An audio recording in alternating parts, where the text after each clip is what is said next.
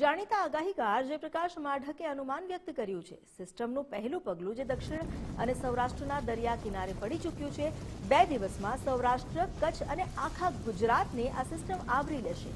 ગુજરાતમાં 2 દિવસ વરસાદનું જોર વર્તાશે અને એ જોર વધશે પણ તેવું અનુમાન જયપ્રકાશ માઢકે વ્યક્ત કર્યું છે।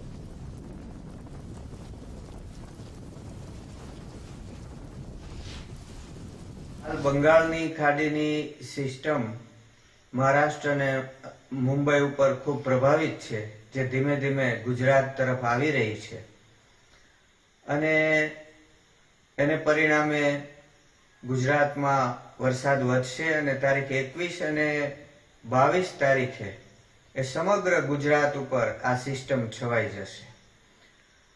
એ મુજબ બન્યું છે અને 20 તારીખે આ સિસ્ટમનું પહેલું પગલું દક્ષિણ સૌરાષ્ટ્રમાં પડી ચૂક્યું છે। સૌરાષ્ટ્રના દરિયાકાંઠે આ સિસ્ટમ પ્રવેશી ચૂકી છે અને પરિણામે સૌરાષ્ટ્રના દરિયાકાંઠાના શહેરોમાં, ગ્રામ્ય વિસ્તારોમાં